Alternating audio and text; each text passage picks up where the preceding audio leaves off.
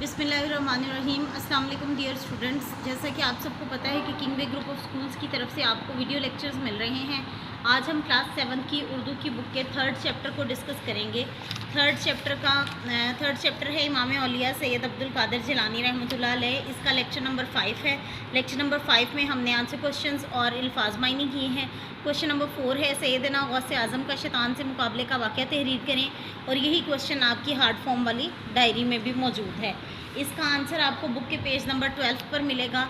Page number 12 पे ये जो आपकी हाइडिंग बनी हुई है शैतान से मुकाबला, इसमें ये जो पैराग्राफ है यहाँ तक ये आपने राइट डाउन करना है। इसमें उन्होंने बताया हुआ है कि किस तरह शैतान आपके सामने नमूदार हुआ और उसने ख़ुद को आपका रब बताया और आपको हर चीज़ से छूट दी।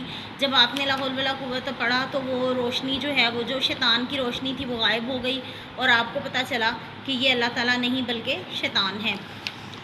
नेक्स्ट क्वेश्चन है आप रज़ी अल्लाह तआला अन्हा का वसाल कब हुआ? वसाल के वक्त आपकी उम्र कितनी थी? ये आपके हार्ड फॉर्म वाले उस पर भी जो है वो मौजूद है कि आप रहमतुल्लाह अलैह का वसाल कब हुआ और वसाल के वक्त आपकी उम्र कितनी थी। तो ये देखें वसाल मुबारक के वक्त सैयदना गौसे आज़म की उम्र शरीफ 91 बरस थी। रबीउस सानी 1167 में सख्त तलील हुए। यौम वसाल आपने एक तवील सजदा किया और तमाम मुसलमानों के लिए बारगाह इलाही में दुआ मांगी, और इस तरह 11 रबीउस सानी को आपका वसाल हुआ। नेक्स्ट क्वेश्चन है हज़रत अब्दुल कादिर जिलानी का बगदाद के उलमा ने किस तरह से इम्तिहान लिया और इसका क्या नतीजा निकला? ये हार्ड फॉर्म में भी यही क्वेश्चन आपके पास मौजूद है।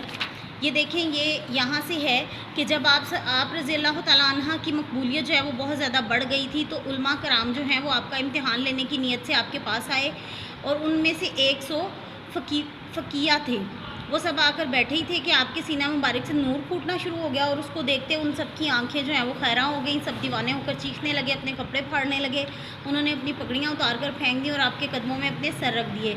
मजलिस में इनकी चीखों पुकार से ऐसा शोर बरपा हुआ कि आखिर हज़रत को इनकी हालत ज़ार पर रहम आ गया। आपने सबको माफ़ फरमाया और एक एक को उठाकर अपने सीने से लगाया, और सीने से लगाते ही उनको बताया कि तुम्हारा सवाल ये था और इसका जवाब ये है। नेक्स्ट क्वेश्चन है कि हज़रत मोहम्मद सल्लल्लाहु अलैहि वसल्लम ने ख्वाब में आपसे क्या इरशाद फरमाया? तो ये देखें, ये वाज़ो नसीहत में एक दोपहर आप आराम फरमा रहे थे कि ख्वाब में हज़रत मोहम्मद सल्लल्लाहु अलैहि वसल्लम की ज़ियारत हुई, और आपने फरमाया तुम अवाम को वाज़ो नसीहत क्यों नहीं करते?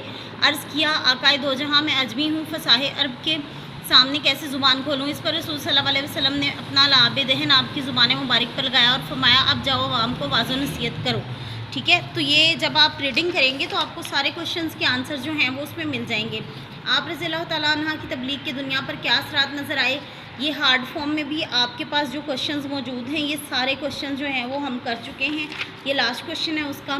अब ये देखें, ये तबलीग व तकरीब, आपकी तबलीग और हदायत का मीनार नूर बनकर अवामुन्नास की तवज्जो का मरकज़ बन गया, और आपके रूहानी अनवार की तसीर से 1 लाख फासिक व फाजिर राह रास्त पर आए, हज़ारों लोग दायरा इस्लाम में दाखिल हुए।